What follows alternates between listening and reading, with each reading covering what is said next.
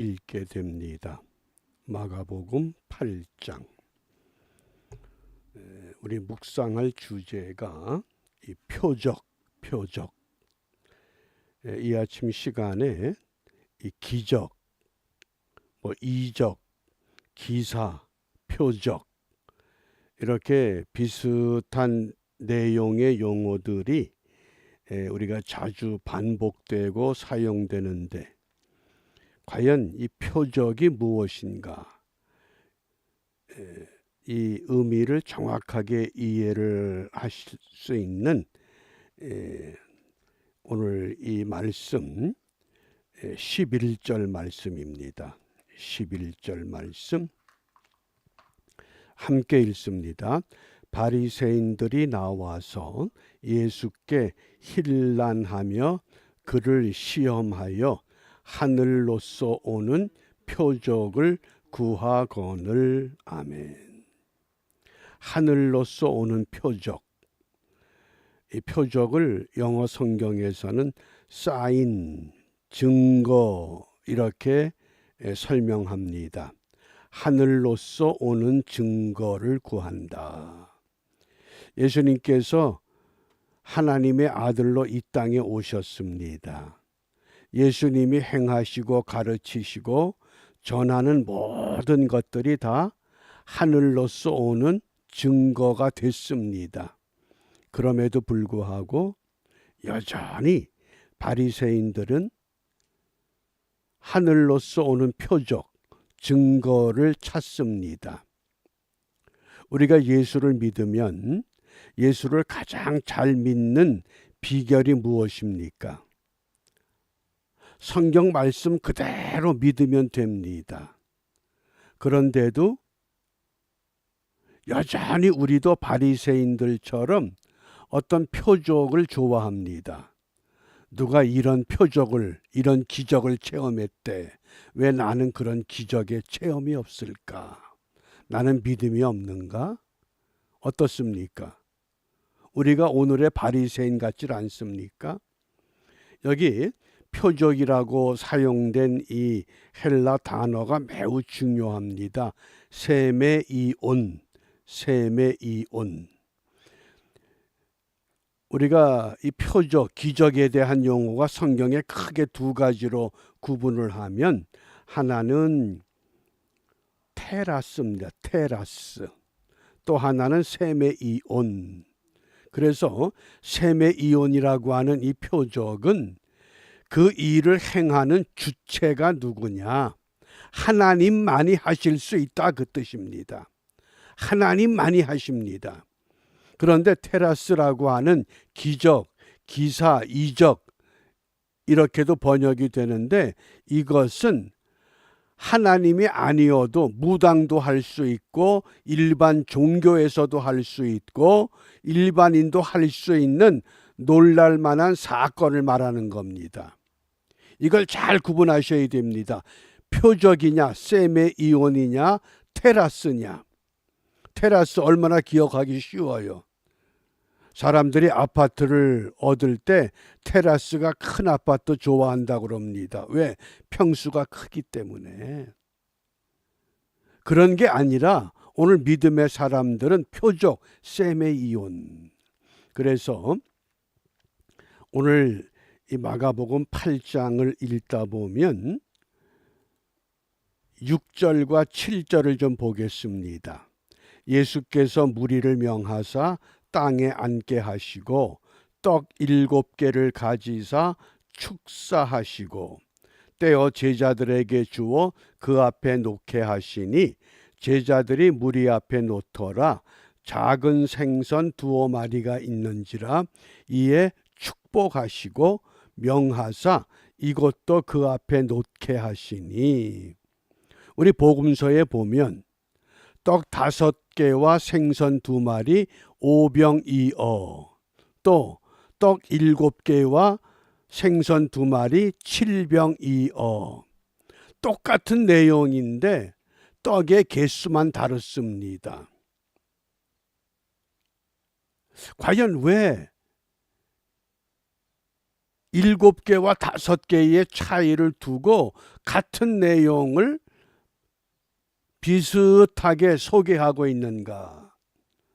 오늘 마가복음 8장에는 칠병이어의 사건과 더불어서 조금 더 읽다 보면 또 이런 말씀이 소개됩니다. 19절과 20절입니다. 내가 떡 5개를 5,000명에게 떼어줄 때에 조각 몇 바구니를 거두었더냐. 앞에서 읽었던 떡 7개의 칠병이어 사건과 오병이어 사건이 분명히 다르다고 하는 겁니다. 그러면 그 짧은 본문에 왜 칠병이어의 사건과 오병이어의 사건을 동시에 소개하고 있는가? 이 성경 수비학이라는 학문이 있습니다. 성경에 나오는 숫자와 그 상징을 연구하는 학문인데, 이 5이라고 하는 수와 7이라고 하는 수를 이렇게 설명합니다. 5은 뭡니까? 5은 쉽게 생각하시면 됩니다. 모세, 오경. 그러니까 5이라고 하는 것을 사용할 때는 그 대상이 누구다? 유대인이다, 그 뜻입니다. 오병이어의 이적은 주로 유대인들을 대상으로 우리 예수님께서 보여주셨던 세메이온 표적의 사건이었습니다. 그러면 칠병이어의 사건, 생선 2마리는 똑같습니다. 2라고 하는 수가 뭡니까? 그건 증거의 수, 증인의 수입니다. 증거와 증인은 변함이 없습니다. 그런데 떡 7개라고 하는 것, 7은 뭡니까? 7은 이 세상의 수를 말하는 겁니다. 완전한 세상의 수. 그래서 7이라고 하는 것은 완성된 완벽한 수인데 온 세상을 향해서 보여주신, 그러니까 떡 7개를 사용할 때는 그 대상이 누구냐? 유대인이 아닌 이방인 모두를 말씀을 하신 겁니다. 대상이 다르다고 하는 것을 우리가 정확하게 이해하시면 오병이어의 사건과 칠병이어의 사건은 대상에 따라서 사용된 떡의 개수가 다를 뿐이라고 하는 것. 그러니까 이방인들이나 이 땅의 모든 사람들, 유대인이 아닌 사람들을 향해서는 떡 7개로, 그러나 2라고 하는 증인은 똑같습니다. 5개의 떡은 그 대상이 주로 유대인이었다. 이해가 되시죠? 이걸 정확하게 이해를 해 놓으시면, 그러면 이제 과연 표적은 도대체 무엇이냐? 요한복음에서는 주로 표적이라고 하는 단어를 사용합니다. 그러니까 요한복음의 예수님은 누굽니까? 하나님의 아들이신, 곧 하늘에서부터 오신 하나님이신 그 아들의 행하신 일. 그래서 요한복음은 전부 세메이온이란 단어를 사용합니다. 그러나 다른 복음에서는 테라스 또는 세메이온, 이걸 혼돈해서 썼습니다. 이걸 혼돈하기 때문에 우리가 성경을 읽을 때 자주 도대체 이 의미가 무엇이냐 하고 난해하게 생각할 수 있습니다. 그러면 예수님께서 어떻게 말씀하시느냐? 누가복음 11장 29절입니다. 무리가 모였을 때에 예수께서 말씀하시되 이 세대는 악한 세대라. 표적을 구하되 요나의 표적 밖에는 보일 표적이 없나니. 악한 세대. 누가 기적을 체험했답니다. 산에 가서 기도하다가 못 고칠 암병을 고침받아서 할렐루야 아멘 그러고 와서 간증합니다. 야, 놀라운 기적을 체험했네. 나는 그런데 이 감기 하나, 이거 하나 제대로 이기지도 못하는데, 그러면서 왜 나에게는 그런 세대를 어떻게 지적하셨느냐? 이 음란하고 죄 많은 세대 그랬습니다. 음란하고 죄 많은 세대가 자꾸 표적, 더 큰 기적, 더 놀라운 이적, 더 능력 있는 기사를 체험하기를 원하고 보기를 원한다는 겁니다. 그래서 마태복음 12장 39절에서는 악한 세대가 표적을 구하지만은 요나의 표적밖엔 보일 표적이 없다. 그 다음에 이렇게 말씀하셨습니다. 요나가 물고기 뱃속에서 3일 동안 있었지 않느냐. 무엇을 의미합니까? 예수님께서 죽으셨다가 다시 살아나셨다. 저와 여러분이 내가 예수 믿는다 고백할 때 예수 믿는 내용을 3가지를 꼭 기억하시길 바랍니다.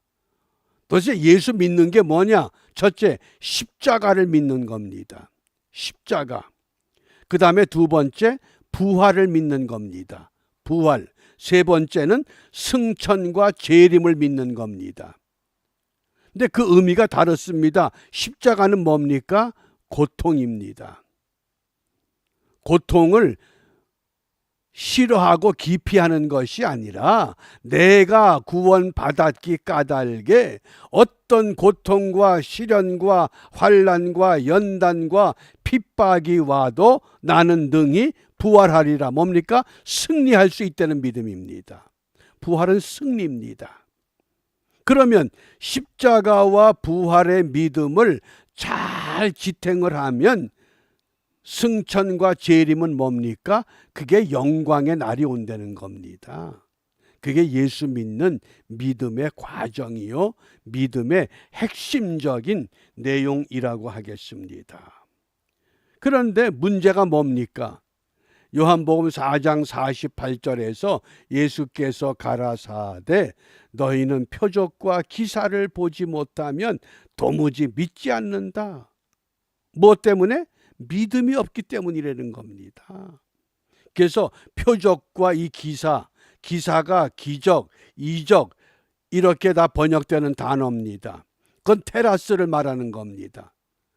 표적만 있으면 내가 예수 믿고 구원받았어. 예수님이 나를 위해 죽으셨어. 부활하셨어. 하늘로 오르셨어. 다시 오실 것이야. 이것을 믿는 게 뭡니까? 그게 표적입니다. 그러므로 의심 많은 도마에게 어떻게 분부하셨습니까? 너는 나를 보고 만져서 믿느냐? 나를 보고 만지지 않고 믿는 자가 복이 있다고 하셨습니다. 복 있는 믿음 되겠습니까? 기적 같은 걸 체험하는 믿음으로 살겠습니까? 선택하시길 바랍니다. 그래서 이 표적에 대한 신앙, 요한복음 6장 14절에 보면 그 사람들이 예수의 행하신 이 표적을 보고 말하되 이는 참으로 세상에 오실 그 선지자라. 이미 우리는 예수님께서 행하신 하나님의 말씀, 마태, 마가, 누가, 요한복음 그 외에 신약의 모든 가르침들을 다 우리는 알고 믿습니다. 그러면 예수님이 행하신 표적을 다 봤습니다. 더 이상 어떤 표적이 필요합니까? 그런데도 여전히 세상은 둘로 나누어지고 있습니다. 예수님이 십자가에 못 박혀 죽으셨습니다. 그리고 무덤에 안장됐을 때에 마태복음 27장 54절은 백부장과 함께 예수를 지키던 사람들입니다. 그 사람들이 진실로 하나님의 아들이었다. 똑같은 현장에서 똑같은 사건을 놓고 어떤 사람은 진실로 하나님의 아들이었다 이런 고백합니다. 그런데 마태복음 28장 13절에 보면 그 당시 사회 지도층들, 대제사장, 장로 그들이 로마의 군병들에게 이렇게 충동질을 합니다.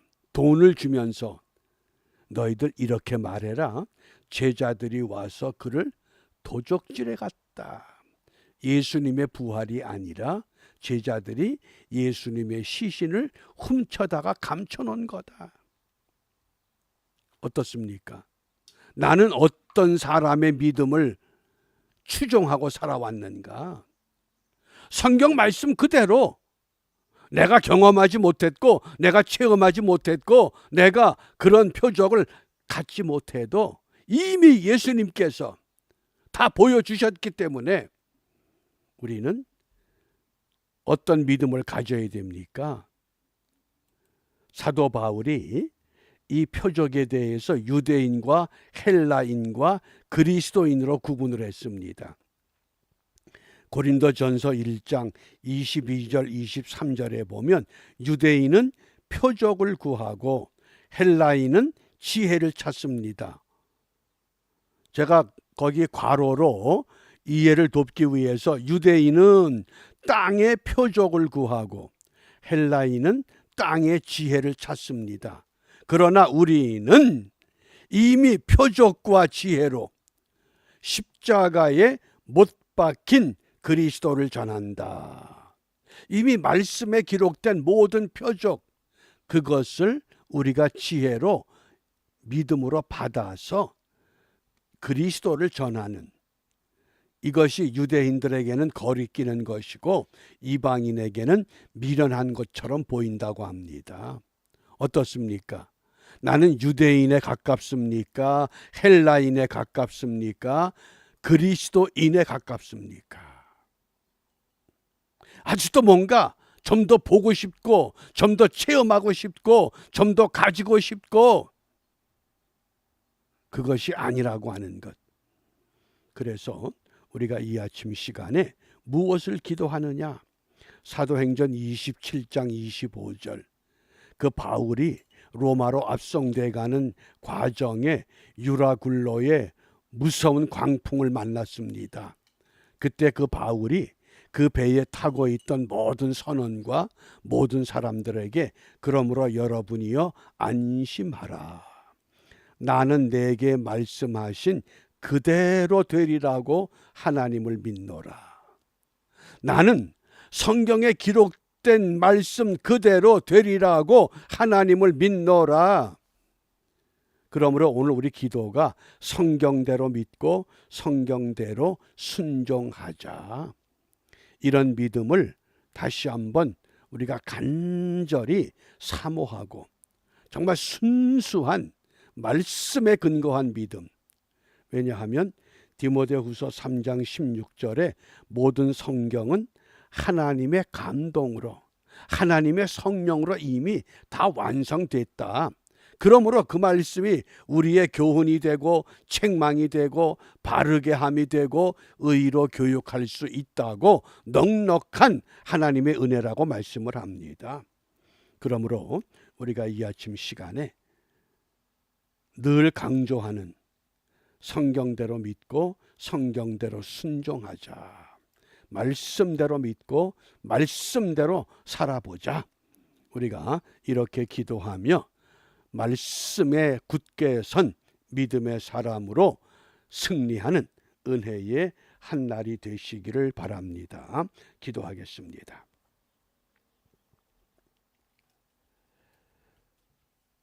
말씀으로 모든 만물을 지으셨고 말씀이 육신이 되어 이 땅에 오셔서 말씀이 살아있다고 하는 것이 십자가의 죽음과 부활의 생명과 승천과 재림의 소망을 통해 우리에게 분명히 깨우쳐 주신 은혜를 우리 마음에 새기며 오늘도 주님과 함께 동행하는 믿음의 삶을 결단합니다. 나를 보는 거로 믿느냐? 보지 않고 믿는 자가 복되다 하셨던 부활하신 주님의 깨우침을 늘 마음에 새기고 살아있는 동안 우리 모두 말씀대로 믿고 말씀대로 순종하는 그리스도인의 삶을 살아가도록 인도하여 주시옵소서. 이런 은혜가 온 땅에 두루 퍼지게 하시고 이런 믿음이 온 땅에 새겨져서 다시 한번 이 세상이 하나님 보시기에 아름다운 세계로 축복받는 땅이 되도록 이 땅의 모든 교회와 성도들을 말씀대로 사용하여 주시옵소서. 예수님 이름으로 기도합니다. 아멘.